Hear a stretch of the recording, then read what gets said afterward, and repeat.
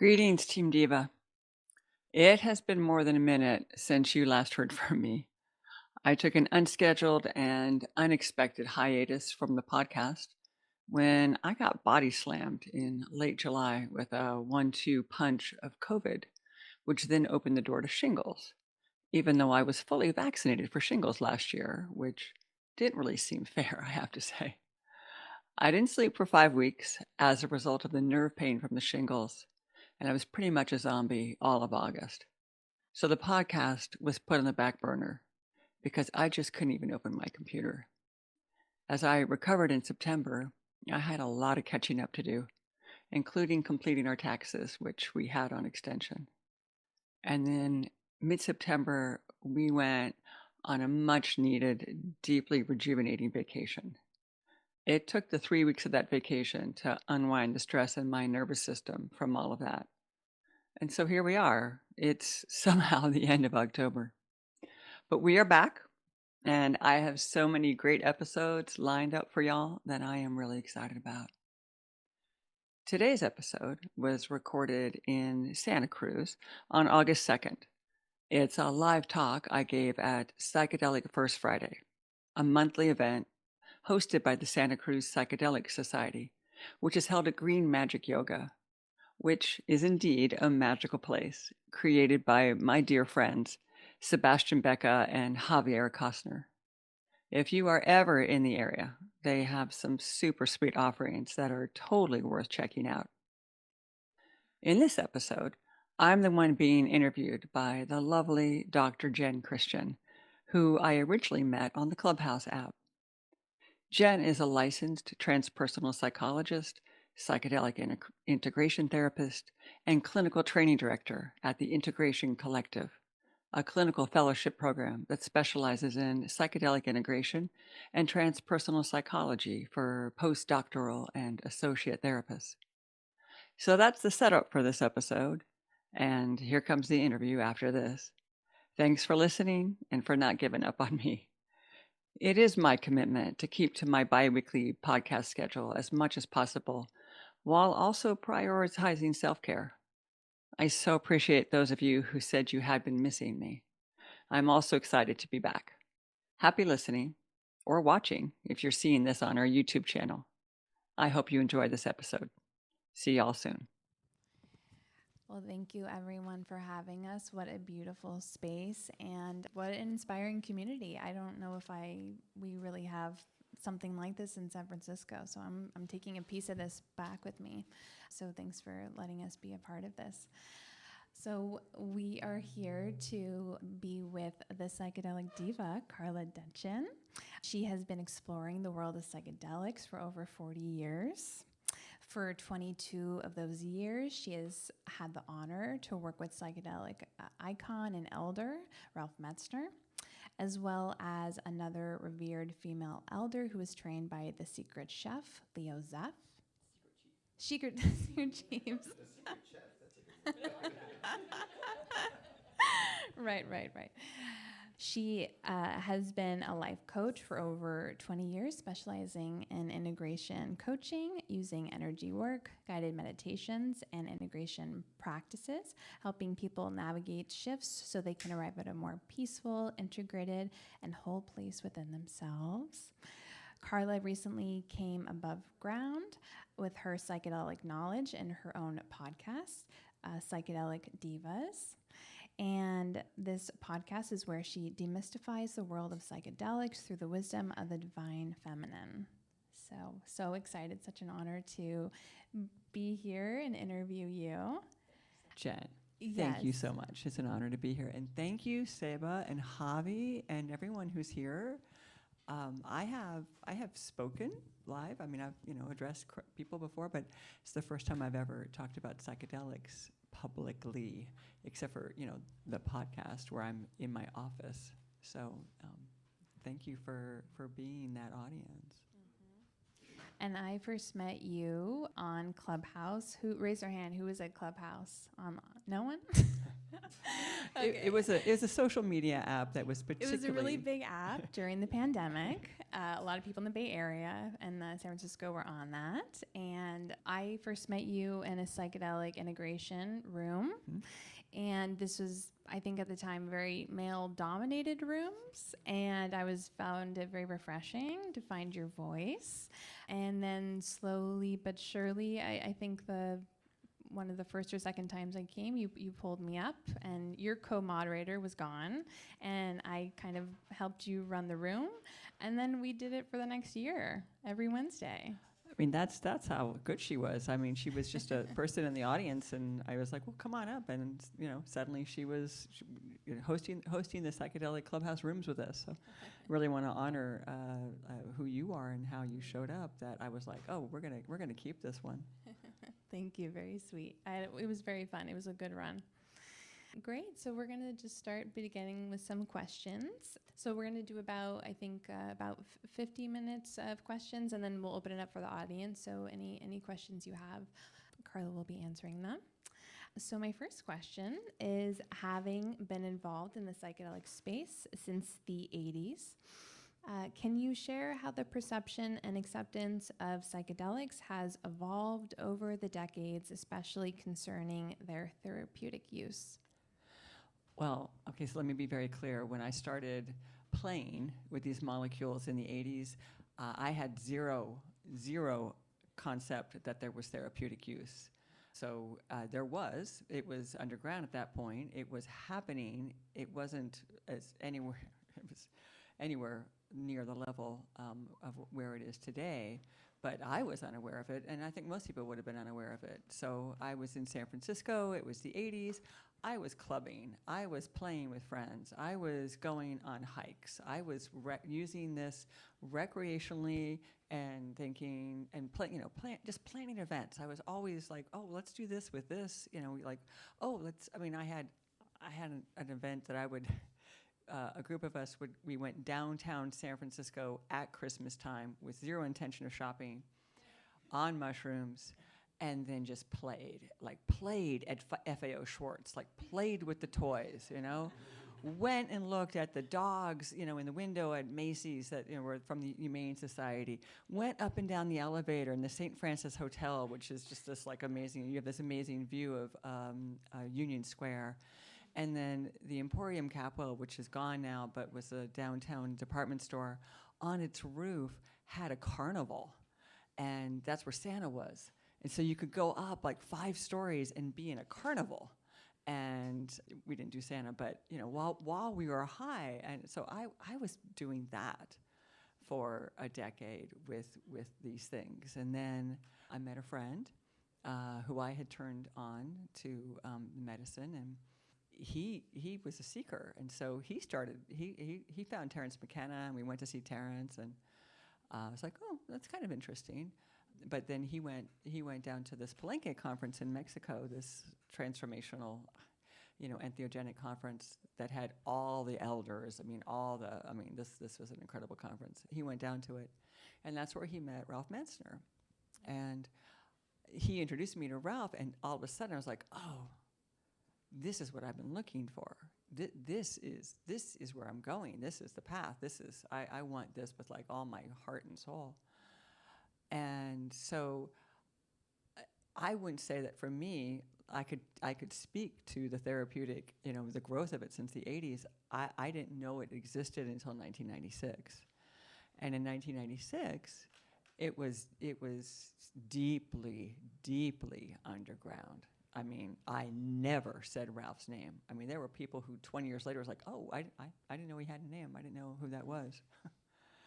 And you had to know someone. I mean, heavily vetted.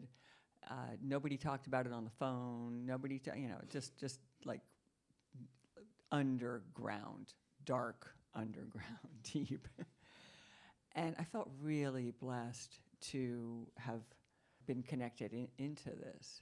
And I whatever Ralph was doing. He introduced me to the other elder who you spoke about. So she was trained by Leo Zeff, also underground. They wrote the book about him. It was called The Secret Chief. They didn't say his name until he died. And so she and I'm not saying her name because she's still alive. She's in her 90s. And she's the one who gives Michael Pollan the ayahuasca at the end of the book. And so he introduced me to her, and she was just starting a women's group.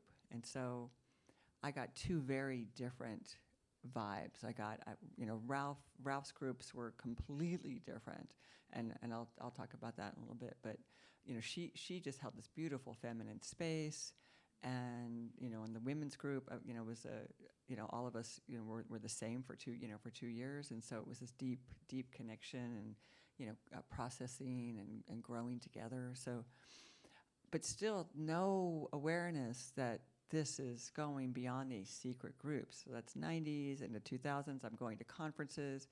There's hope with what MAPS is doing. MAPS has been around since 1985, but I've been donating to them, getting their bulletin, but it's a far off, and it was a far off, thing. So there's no, to my awareness, there's no therapeutic community. It's pockets here, there, hidden, coming together at, sometimes the conferences are really secret. I mean, you really had to know about them to find out that they even existed. The first MAPS conference in 2008, I think, was really maybe one of the.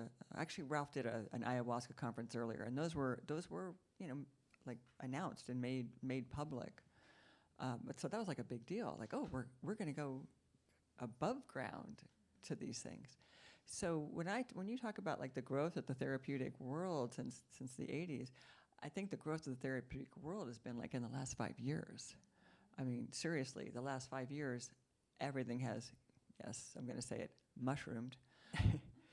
There's a word. It's papawi. It's the moment the mushroom comes above ground, like crests, and starts to shake the dirt off. And I don't think papawi happened until this decade. Amazing. Let me ask you a little bit about your experience with Ralph. What would you say are some of the most profound insights working with him? Because it sounds like there was this therapeutic container, but that wasn't what it was always being called. Well, Ralph was a psychologist. He trained, so for those who don't know, Ralph was Timothy Leary's grad student at Harvard.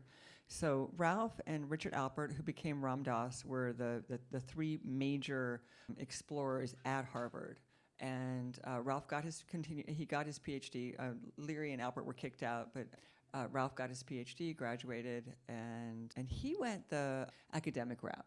So Ralph was German and English and much more buttoned up than Leary and Alpert. And so he went there. He went academic. He wrote books. He was dean of CIIS. I mean, he's a professor. And so he had all of that. I mean, I started working with Ralph. I went to him, and had to, did some therapy with him because, I had to get to know him before he would offer, doing anything psychedelically. And so I first did a one-on-one with him, and I had no idea. It was my first one-on-one with anybody. So I was like, okay, this is what you do. And Ralph worked with you. So it was not just eye shades on, no talking. So he had a very integrated experience with you. So he, not talking the whole time, but he's, asking you questions and guiding you through processes, et cetera. So I thought that's the way it was done. And then he invited me to a group, and he was just starting this process in the groups where he was doing active guiding, like taking us on little journeys. And so I think I was literally in one of the first groups in 96 when he was starting this process. And because he said, well, I'm just going to try this, and if you can tune in or not tune in. And I thought it was amazing. And there was a woman there who had been to his groups, and she just complained about it the next day. She thought it was terrible, and we never saw her again. But when he really hit his stride, it was transcendent. So what Ralph did, and he just channeled, he would take medicine with us. So these groups are maybe, 16, 20 people. And he's on, a lower dose, but of medicine, but he's in the space with us. We are all laying down, eye shades on. We are not engaging. Okay, so Ralph held a very tight container, and he is talking and over music, and he is taking us into realms. I mean, places I didn't know existed, and we're going together, and we're each having our individual experience. But and absolutely, there's times when you're like, he'd say something and you know like go off there and lose track, and then come back and be like, wait, where are we? He was deeply immersed in the world of Norse mythology. And so he would take us to journey to the Norns. The Norns are the three sisters that cast your fate. So past, present, future. And he would guide us to meet the Norns, and then you could ask them. He had questions for each of them. So you could ask a question about your past, ask about the present, or ask about the future. And I mean, there they were. Like, I mean, I was like, they exist. I'm having conversations with them. The same thing he took us often to the Well of Remembrance, the title of one of his books, to Mimir's Well. And we would talk to Mimir about anything. Mimir held time. Mimir holds memories. So these are the places that we would be guided, as well as some more, like more on the like practical realms. We would do mother-father work. He was ancestral clearing. It was an amazing experience, and the way that the world is holding psychedelic therapy today, which I don't disagree with. I think it's the proper way, because not everybody can do what Ralph did. The now classic way is, eye shades on, no interaction. The medicine is the guide, which absolutely, I don't disagree with that. But I also offered this alternative that there can be additional guides with the medicine. And it takes somebody, I think, really extraordinary like Ralph to be able to hold that space. I think it takes somebody who's really versed in who they are to be able to hold that, and to like take people on a collective journey.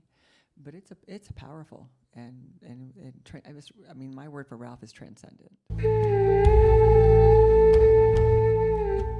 Hey, fellow explorers. Thoughtful planning and preparation is the foundation of any successful psychedelic journey. And if something does go wrong, knowing how to navigate that difficult space is essential. That's why I wrote my psychedelic safety guide, including what to do when things go wrong. It's filled with tips and tools for keeping you and your friends as safe as possible. You'll find it at our website, psychedelicdivas.com. Please, go get it, read it, and share it. The more we all know, the safer we can keep each other. Thanks. Wow,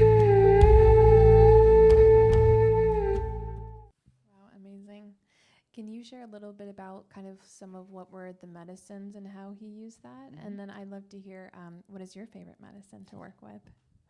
So Ralph evolved from weekend experiences to 5 or 6 day experiences. And so we would come to the retreat house that we were staying at, and we would have an opening day, so dinner, and then maybe he'd pass some cannabis or something, and we'd set our collective altar, which Ralph was very precise about his ceremony work. And so there was, how he did things. He was always kind of creating ceremony, and he always wanted us to hold it, which, I have to say a lot of times we failed at when we were high, because he would want us to say things in a certain way, like, I want you to share an integration, and at the end I want you to say, and that is what I was shown. And then he wanted all of us to then respond, and so it is, Carla.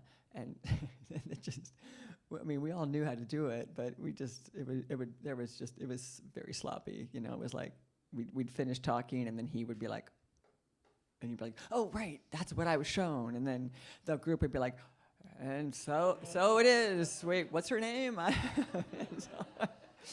But he kept trying, and I so honored the container. And so we would get there on Friday, and then the next day he always started with MDMA. So we would have a journey with MDMA, and then the next night. So he basically, he was spacing out. What he was doing was working with like spacing out the phenethylamines and the tryptamines, okay, not burning out the same neurotransmitters. And he was also trying to throw in some short days, so it wasn't just, you weren't just overloaded. So it might look like, I mean, it changed up every time. It might look like MDMA, and then maybe a day where we snorted 5-MeO DMT, so not bufo, can't snort bufo because it's toxic.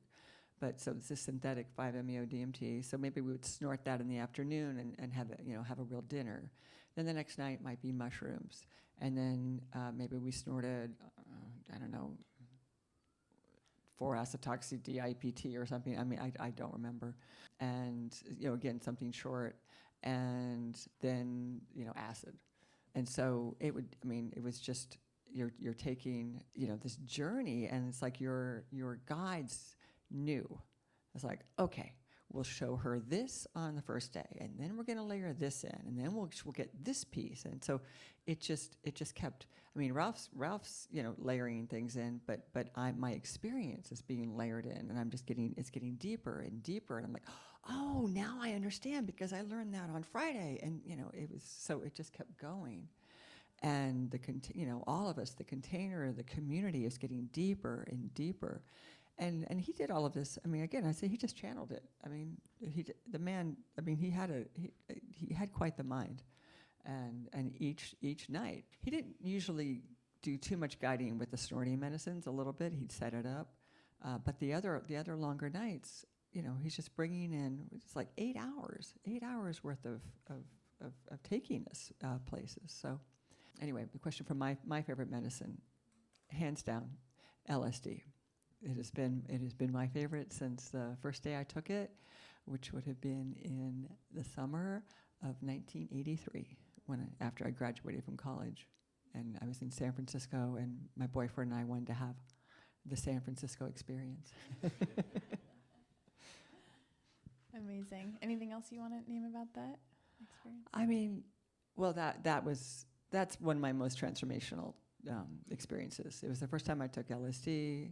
I had only taken mushrooms twice before, and the first time was almost a microdose. So I'd really only had one psychedelic experience, and my second mushroom journey. And I went to school in North Carolina, so we had driven across country. We're living in this renting this little apartment for the summer. And I was really scared to take LSD. I had everything that I had heard. Chromosome damage, you're going to fly out a window. It's like, no, it will change you forever. You'll have a psychotic break. So I had a lot of trepidation, and he kind of, he talked to me, he gave me articles, and we talked about it, and I was like, okay. And at some point in that evening, it came to me, I was like, oh, everything they said was a lie. And it was just really clear. And, I'm not going to go into all the reasons why, like the government was doing this or whatever, but I got it. That was a lie. And something dramatically shifted in me. I think, that bumper sticker, question authority, I think that's when I probably started aligning with that bumper sticker. Beautiful. It sounds like you had this really beautiful inner compass that really guided you. It's kind of this male dominated, I would say, in leadership world. I'd love for you to talk about the divine feminine and the importance of it, and how you've navigated, your own inner compass, and how it's kind of blossoming for you now. Well, when I first started going to Ralph's groups, there were definitely more men than women, and I was one of the younger ones. That's not true anymore. On either count, there's now more women in the groups I go to than men, which is awesome. And I'm definitely not the youngest one in the room. There were a few things about being a woman that one had to navigate. And one was unwanted attention. And, it's one thing, whatever. Somebody's interested in you, and that's fine. And I actually went to these groups looking. Maybe my man was there, but I wasn't interested in the men who were hitting on me. But it's one thing to be hit on, while you're sober. It's another thing to sit up and you see that this guy is vibing you like across the room. And you're just like, oh man. And so I learned energetic shields.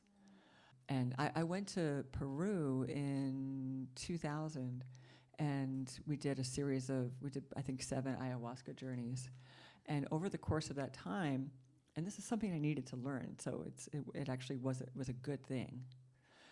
But over the course of that time, every single man in that group, including the shaman, hit on me. Oh my God. And I learned that I was not being clear in my energy, that I was trying to be too nice, that I wasn't using my words, that, I was sort of being more just avoidant.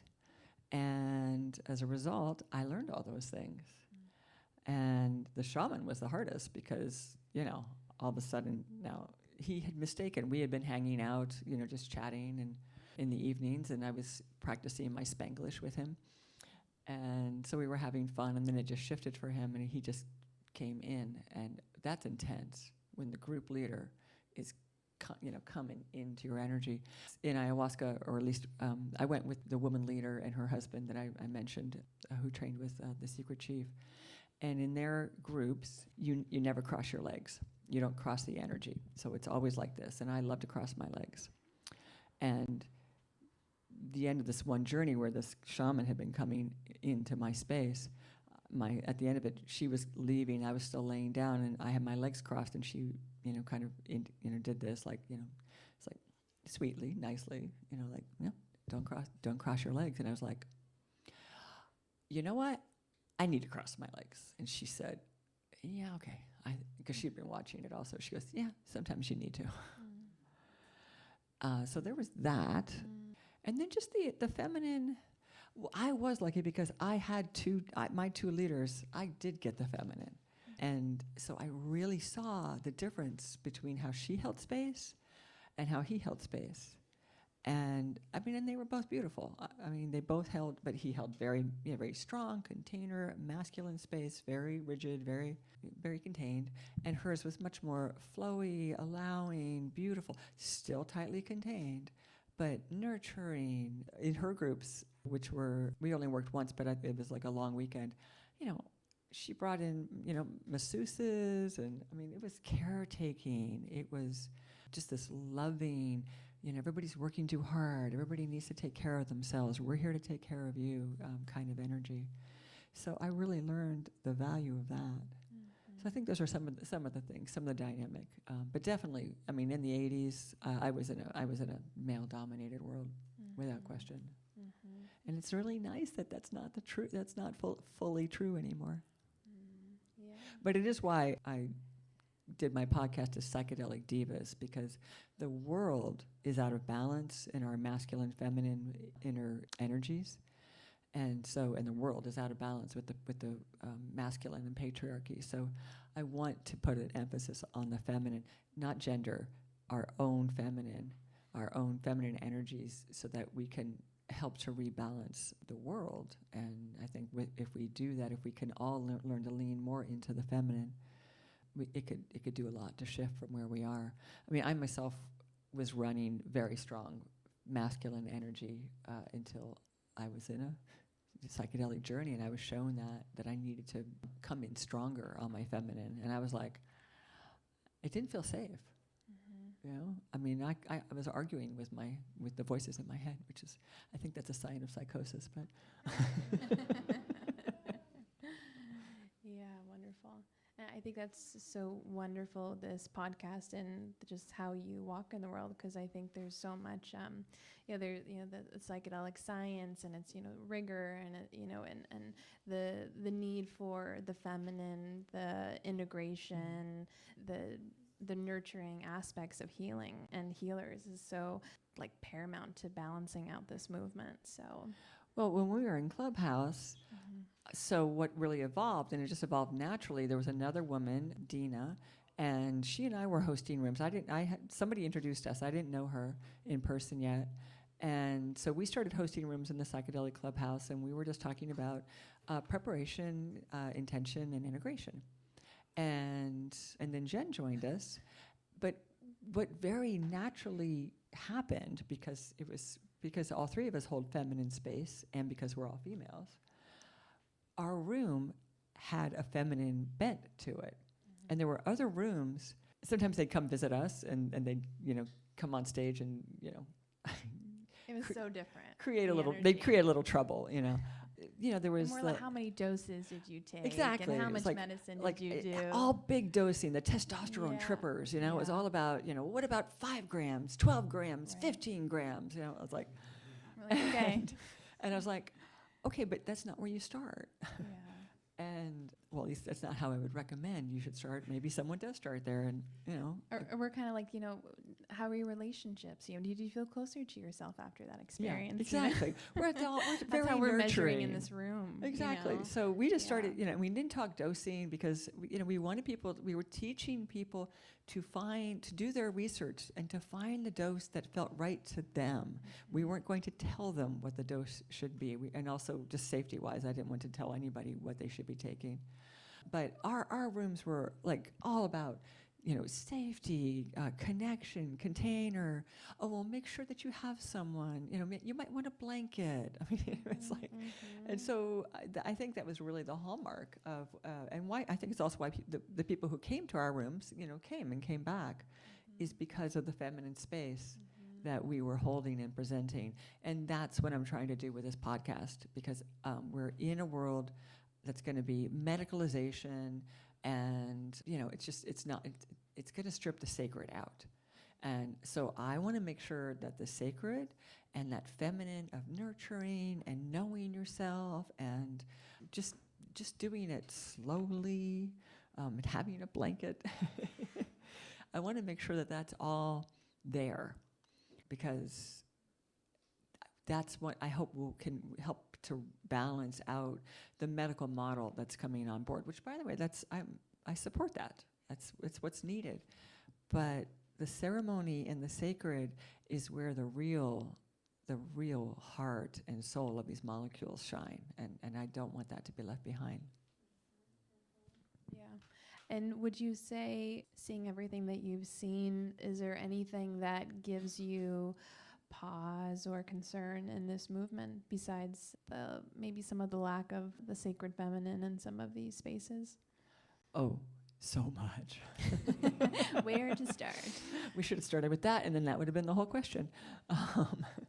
So let's see. What am I worried about? Some of the things have already been brought above ground, and I think the medicine did that. So that would be inappropriate touch in a therapeutic psychedelic session. There was an issue with in the MAPS trial where one of the sitters ended up sleeping with a client, and that obviously you're not supposed to do that, in case you don't know that. He didn't. He does know that, and he did it. And they were a married couple doing the work, and so the wife kind of watched this happen and was just like. And then there was a teaching community that there was a lot of inappropriate touch within the teaching community, and that school has morphed. They have. They basically had to shut down, and they've morphed. They're back in business, but I think they're coming back with a better awareness of things. But they were the leading school. They were pumping people out, and it blew up, and it needed to, because nobody was talking about inappropriate touch. I mean, first of all, inappropriate touch happens in straight, therapy sessions. But when you amplify it with psychedelics, it's so harming and so dangerous, and so that's a concern always. I'm concerned. When we were in Clubhouse, somebody came into the room once, came on stage. There's a bunch of people who were speakers on stage who all versed in this world, and the person came on stage and said, "So has anybody ever had a group with 8 people?" And it's like silence, like, what kind of question is this? And so finally someone said, well, why are you asking this question? And he said, well, I've been hosting mushroom journeys in my garage. And this is in COVID, and so I think maybe this had been an alternative, way of making money for him. I've been hosting mushroom journeys in my garage, and I've been doing it with 4 people, but I'm wondering if I could go up to 8. Has anybody ever done that? And there was so much he didn't know. that was obvious in the question. And so people were talking to him and providing some general parameter guidelines. But, I mean, there's that. People stepping into the space without enough training and experience. Right. Mm-hmm. And then there's the people who do have training and experience who are not being trauma trained. Yes. Speak more to that, please. So all the therapeutic, I don't know all the schools, which is great because there's so many of them, right? I'm like, it went from CIIS to I don't even know how many ways that people can get trained, and so I cannot speak to all of them. But for the most part, it's not in the training, the manual, the whatever there is their training. It's not in their protocols to do trauma, and you don't know what's going to come up. I mean, you don't, I mean, like the client might not even know that, I mean, these are, a lot of times it's memories that have been deeply repressed, and you need to know how to handle what's there and not do harm. And you can do harm. And it's important to know how to track someone from a trauma-informed mindset and understanding. Especially if things are amplified. That's what the medicine does. So those are some of my concerns. Yeah. I really feel like you cannot take people where you have not gone yourself. There's another one. People serving medicine who've never taken the medicine. Yeah. And it's like, and I know they're like, well, I don't take Prozac, but I give it to my clients. I'm like, well, yeah. Okay, maybe you should, but I hate that one. So that's just crazy. That's a really that is someone statement. who that's an arrogant statement of someone who does not know what they don't know. Right. And this is a different world of therapy, of everything, but it's a different world of therapy, and you need to literally get on board. Right. You cannot understand what's happening for your client in their body if you haven't done it. And you can't go with the medicine. Mm-hmm. You can't take a client there if you're not there. So absolutely. And that's not just taking the medicine. That means you've done your shadow work. Yes. You've done your edges. You've had bad experiences. You've purged in your ayahuasca ceremony. I mean, because someone comes to you for integration and they're telling you all about this, and you haven't had some experience with that, you're likely to negate their experience in some way because you really don't understand it. Mm-hmm, mm-hmm. Yeah, absolutely. How would you say that your practice has evolved with integration over the years, and how is it now? Well, first of all, integration is new from my perspective. In Ralph's group, we did so those 5-6 days, we would do integration every morning, the next morning, and everyone got there 5 to 7 minutes. I remember one. There's only one time, and I don't remember why. The experience must have been so big. He did it differently, and like everybody got like as long as they wanted, and it went all day. And we left the retreat center. We went to the beach because we're like, well, let's change. Like, let's finish this. Like, let's get out of here. And it was awesome because at this point, I knew these people really well, and we're maybe 3 or 4 days in, right? And so I want to know like more details, and there wasn't enough time. Ralph always there was always a talk during the day that set the stage for what we were going to do that night. But it was always like, okay, get up at 8, then you have breakfast, and then there's the talk, and then there's lunch, and then then you need a nap, and you're trying to journal, and then we start in the afternoon, and so there wasn't time to talk to everybody to get their experience. So I mean, that was one of my favorite times, but it's not really practical. So for the most part, integration, my entire integration process through probably all those 20 years was the 5 minutes afterwards. There was no talk about integration being the most important part of the journey, which I now teach and understand. Because without integration, nothing really sticks. Mm-hmm. You don't make it real. Integration makes it real. I got a vision. Now what are you going to do with it? And gravity sucks. Okay? That's what it does. It pulls you back. Your whole life is like, you don't really want to change. Actually, it's not that bad. Don't worry. The job's fine. It's not torturing your soul. It's okay. It's, it's good money, and you may not, be able to find this again. So you really shouldn't change. So integration, so it just really wasn't. It wasn't on the table for all that time. I'm trying to really remember when integration became like, oh, we need to do this. It would have been, well, probably. Seems like out of necessity for you. Oh, it's totally a necessity, and it's why. So I became a coach in 2001, and I was not an integration coach. I was just a standard life coach. But I can't remember. But at some point, with integration became more of a buzzword. We all started talking about it, and it was like, oh, we need to actually do things. And I started changing my practice to support people in psychedelic space, to help them to integrate and to land, and to make those things real. Mm-hmm. And so as I had a greater awareness, the greater awareness was happening out there as well. But probably, I don't know, I want to say the last decade or so, mm-hmm. and maybe not even that long, that it really became, that it was given its due, and not just the 5 minutes of your circle time, mm-hmm. Afterwards. Mm-hmm. And integration, I mean, it can look many different ways. I mean, there's, obviously there's journaling, which is the first thing to try to capture what's important. Mm-hmm. Some people express it in art, dance, getting body work afterwards. Like you're wanting to make it a somatic experience. Like, but then there's practices, like, and that's where the coaching skills come in. There's practices of like,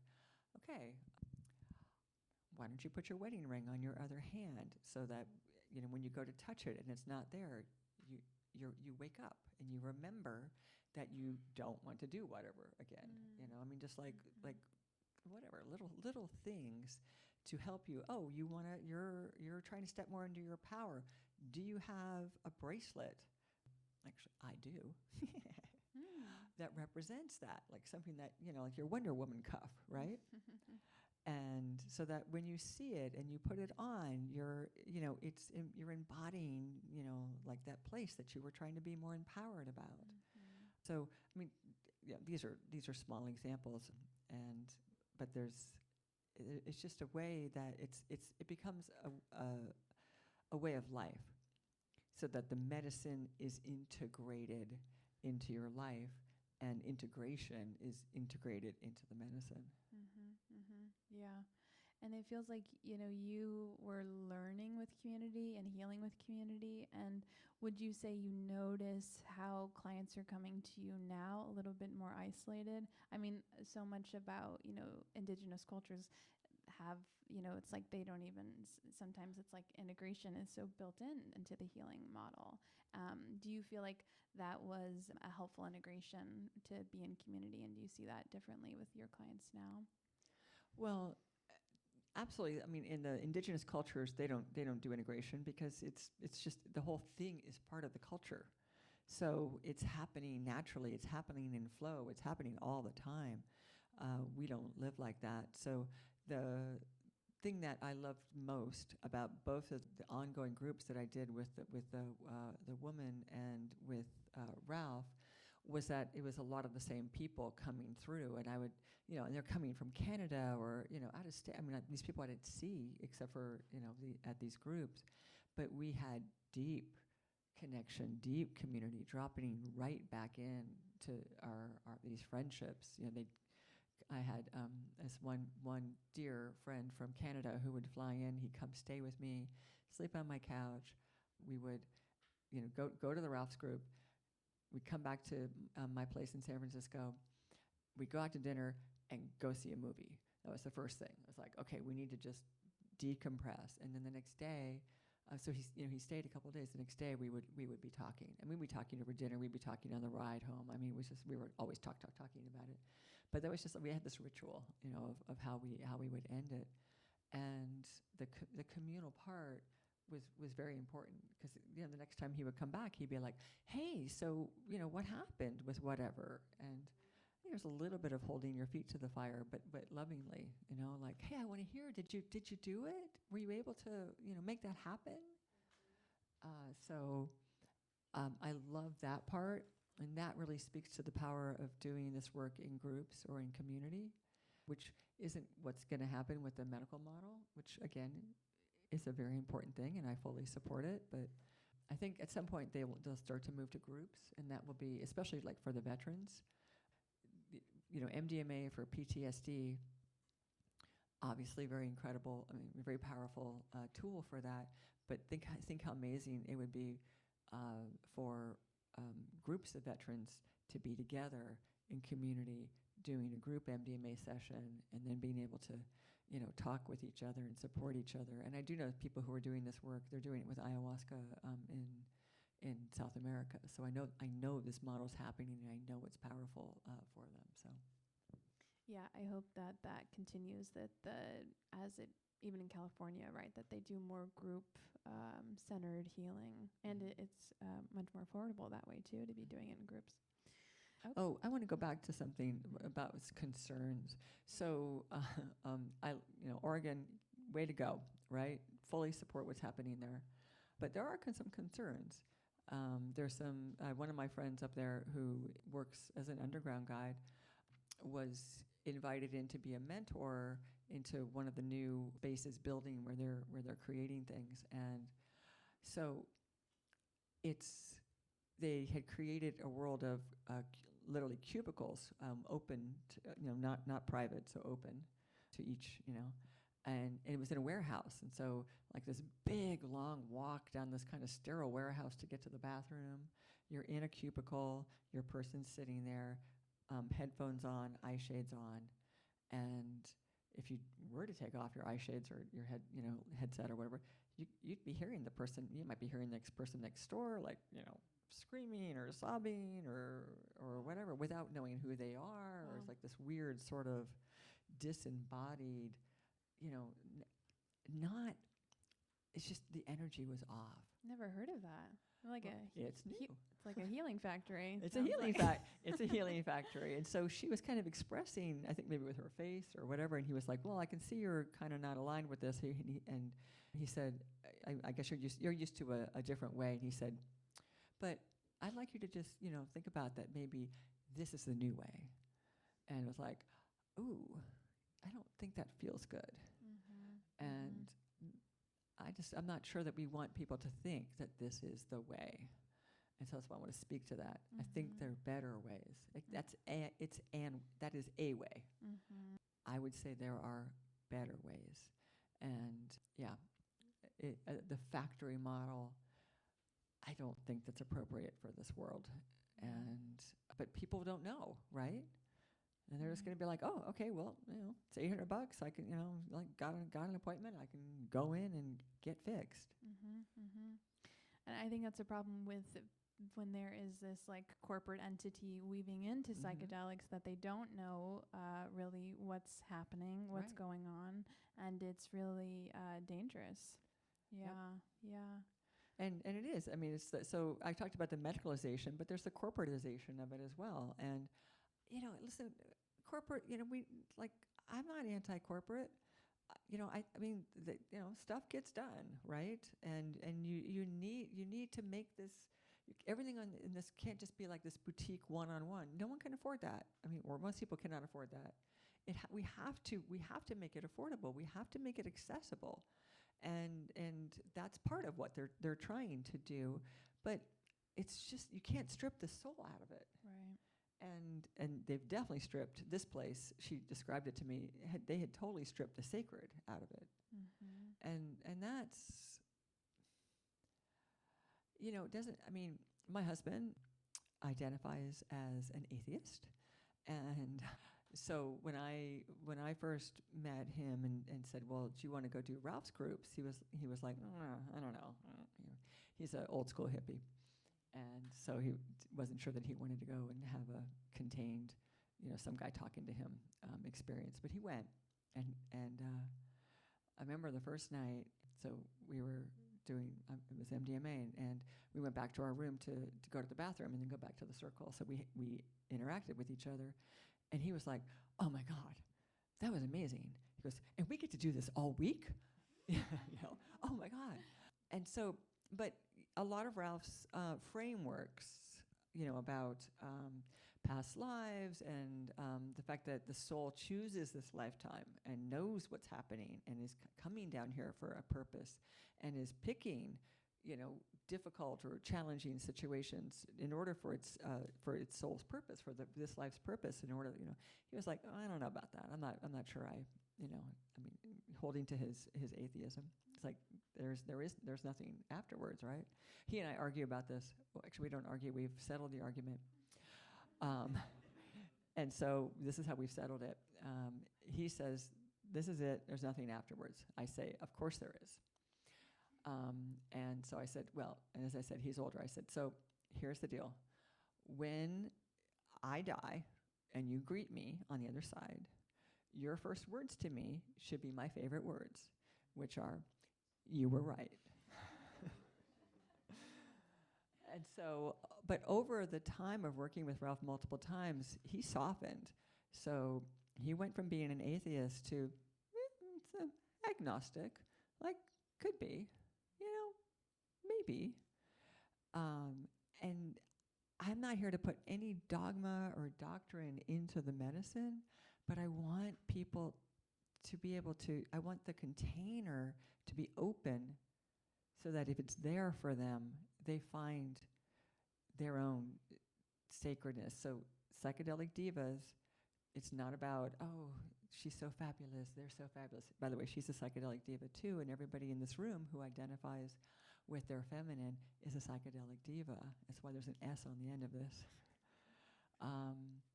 Because it's about your own inner divinity. So diva is the Latin for the female divine, the divine feminine. So it's goddess. And so of course the toxic masculine took the name and made it, oh, she's such a diva. They made it bad because that's how they cut the feminine down. So I want to reclaim that word with its original intent. So it's psychedelics, it's your divinity. It's exploring your divinity through your feminine perspective and finding that within you. And I worry that the corporatization and the medicalization is going to leave out everybody's own sacred divinity. Yeah, well, beautifully said. Well, I feel like, I could predict decades from now when those models aren't working, they're going to say, you were right. It's my favorite word. They're still going to come to you. So I want to ask you a question. Because you're also dedicating your work and your focus to integration. So what do you think is important for? So you're training people to do this work. What do you think is the most important thing that you can train them? What's the most important awareness they can have? Yeah, as far as trainees or the people that we're helping, or both. I think trainees. Yeah.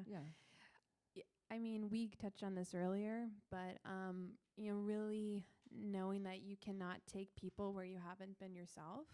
I think something that we're really focusing on at the Integration Collective is that it's really healer focused, and that we're all on our own individual journeys as healers and really showing up as humans.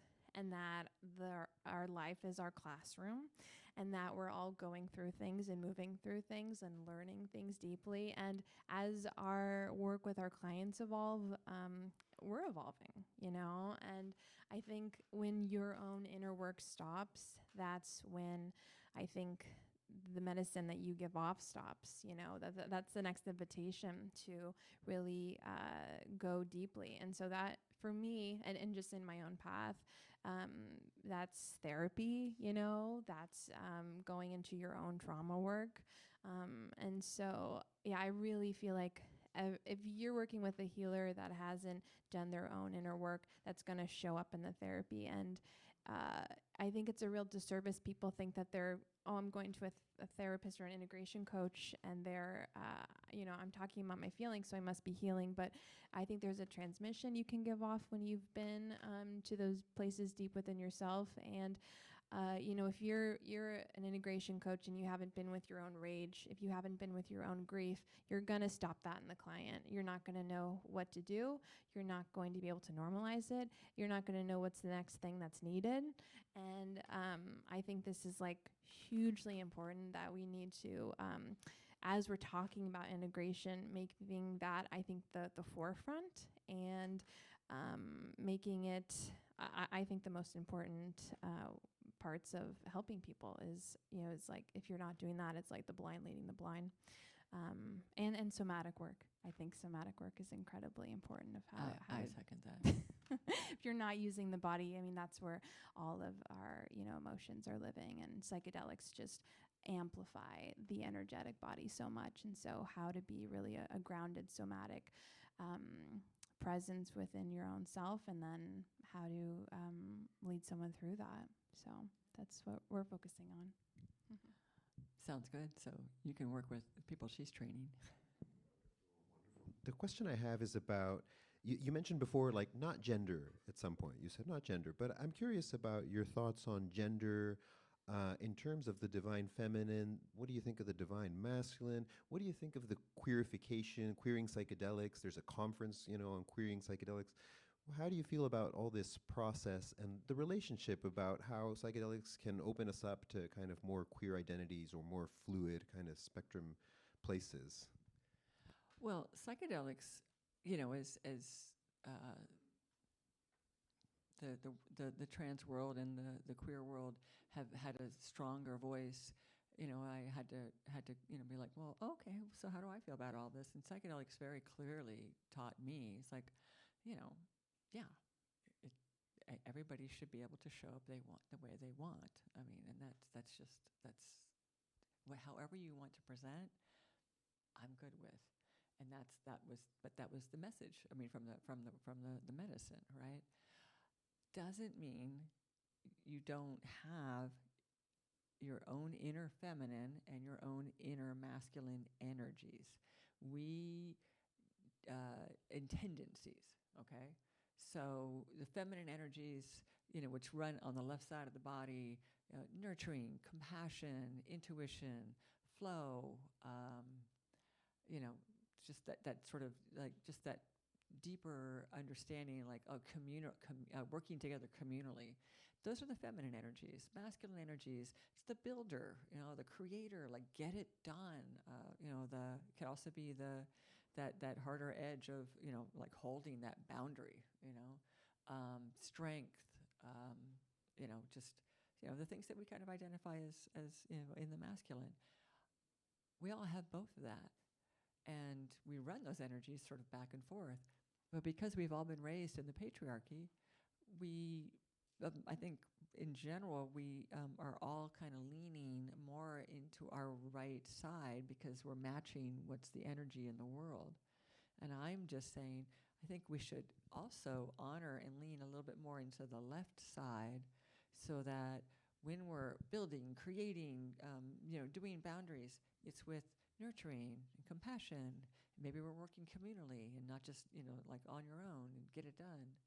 And maybe, so if we can just balance ourselves, there's an inner marriage between the inner masculine and the inner feminine, that when you understand that there's a dynamic relationship happening within you of those polarities, that then you're more whole, you're more integrated, so I used to run my energy 60-40, masculine at the 60.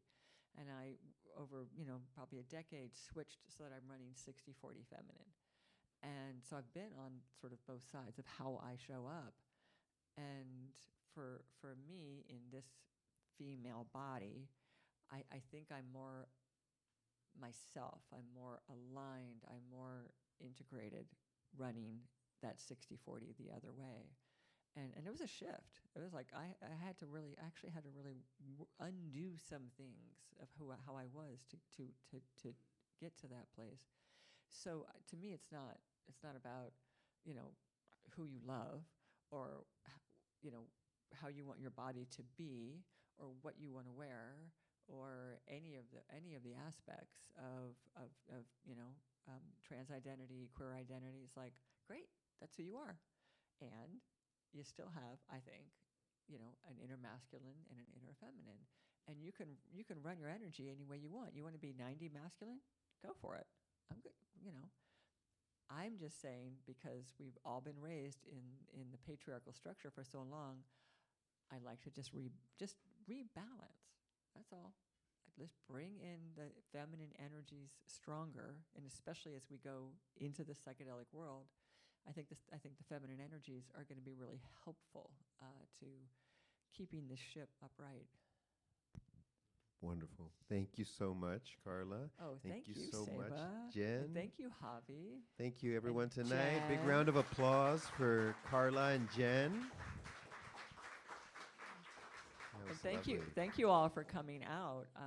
I mean, honestly, it means a lot that I know that these guys have created this space. You're trusting them, but thank you for coming and hearing our messages. I'm so appreciative and excited that you know, this is what's happening in the world. Yeah, So and if thank people you. want to learn more about Yeah. you and your work, and what would be the best way to reach you? So the psychedelicdivas.com is the podcast website. Through that, you can find my coaching website, which is carladetchon.com. It's DETCHON. So that's my integration coaching site. But Psychedelic Divas will get you there. And I come with gifts. I have stickers. So if you like the logo, I have stickers in 3 colors, so I'm going to just leave them up here, and I would love you to take some and stick them on things. Beautiful. Especially in the public, so that word can get out. So thanks for helping me promote it. Thank you all.